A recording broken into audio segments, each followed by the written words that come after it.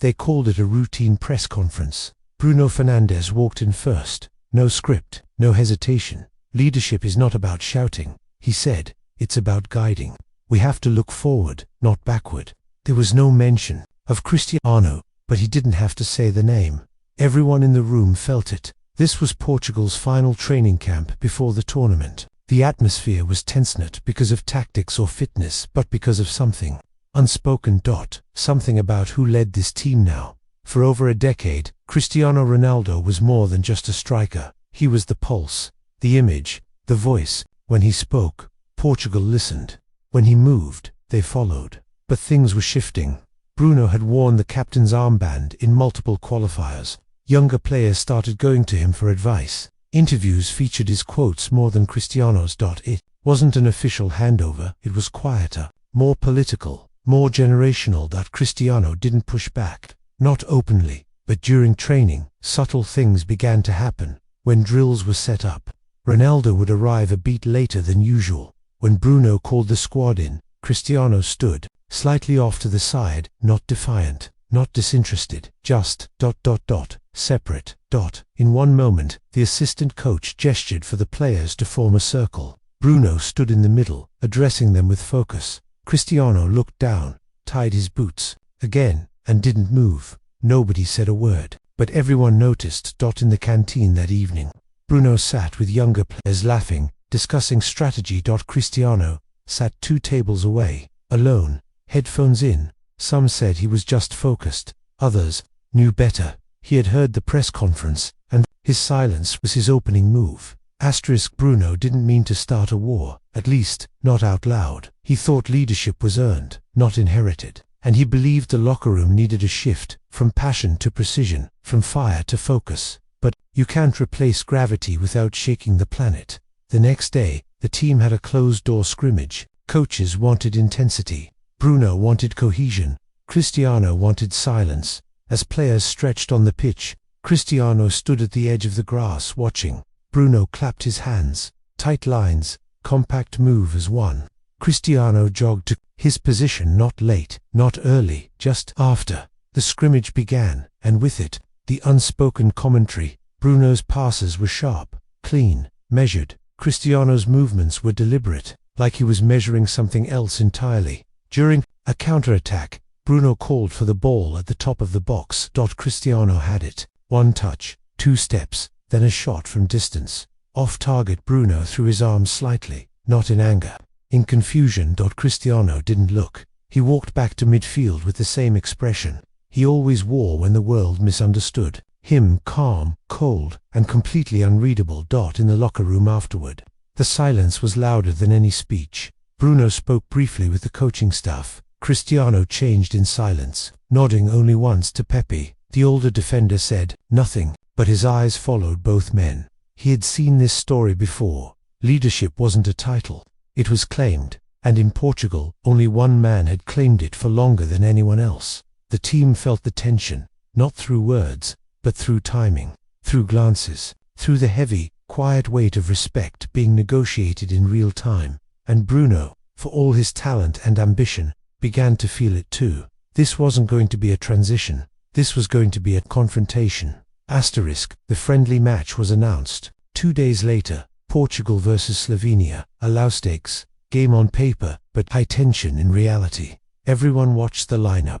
Bruno was starting, wearing the armband. Cristiano was benched. The headlines came fast. New era, passing the torch. But inside the camp, no one spoke. Cristiano didn't protest. He didn't pull the coach aside. He simply sat, headphones in, eyes forward, jaw clenched. As the game began, Bruno led the team with energy, sharp passes, quick transitions, verbal control. For 30 minutes it worked. Portugal was fluid, organized, but they didn't score, and in the 34th minute, a misplaced pass from Bruno led to a counterattack. Slovenia didn't score, but the shift in energy was immediate. The camera panned to the bench. Cristiano stood up. No words, just slow clapping, not sarcastic, not loud, but noticed.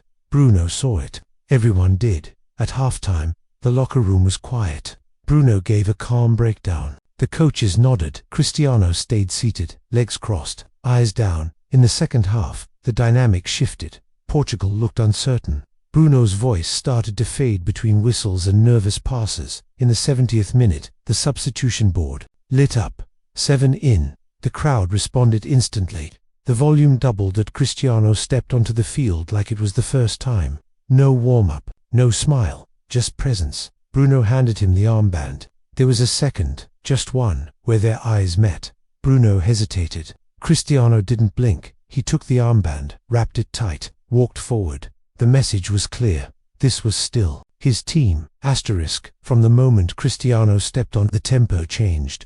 Not just on the field, in the air. He didn't touch the ball in the first minute, but his presence made defenders back off. Midfielders looked up sooner. Even the crowd breathed differently.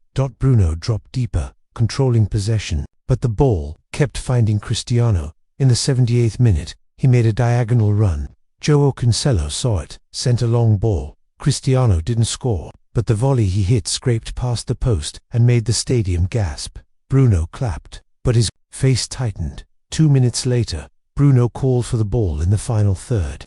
He threaded a perfect pass to Cristiano's feet. Cristiano didn't shoot. He stopped, turned his back to goal, laid the ball off to Rafael Leão. Leão scored. Cristiano didn't celebrate.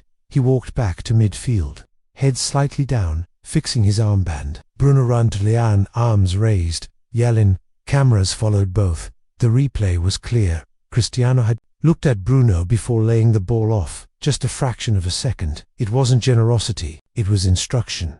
After the match, reporters swarmed Bruno. What changed when Ronaldo came on? Are you still the captain?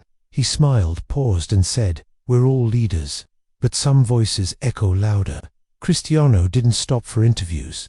He walked straight to the team bus. A journalist tried one last time. Cristiano, about the captaincy. He didn't even slow down. But later, that night, he posted a photo. No caption, just the armband. It was on the table, not on his arm, and in the background, slightly blurred Bruno, still in full kit, looking down. Asterisk. The next morning, training resumed. No press, no photographers, just the team. Bruno showed up first. As always. Cristiano arrived 10 minutes later, alone, no entourage, no extra gear, just boots in hand. They trained on opposite ends, not by order, not by tension, by gravity. Players seemed split, not in loyalty, but in attention. Some drifted toward Bruno, awaiting instructions.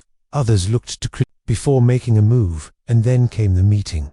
The staff gathered everyone near midfield. The assistant coach held up a clipboard. Tactics, set pieces, roles. He turned to Bruno. "You lead the first drill." Bruno nodded, walked to the front. Chris didn't move, arms crossed, watching. Bruno spoke clearly, organized, sharp. But as he turned to start the play, Cristiano called out, "Left side's exposed." Silence. Bruno paused, looked at him. Cristiano didn't elaborate. The assistant coach adjusted the cones without a word. The drill was changed. That one moment, more than the match, more than the armband, said everything. Cristiano wasn't captain. He was command. Later, in the locker room, Bruno sat alone, reviewing notes, tapping his pen. Cristiano walked past. No nod, no words, just presence. He stopped near the door, looked back once. "Do what you have to," he said, "but don't confuse silence with absence." Then he was gone, and Bruno, ambitious, sharp, undeniably talented, closed his notebook, leaned back, and exhaled. There were 2 leaders in the room, but only one legacy, and Portugal would have to decide which one. They followed.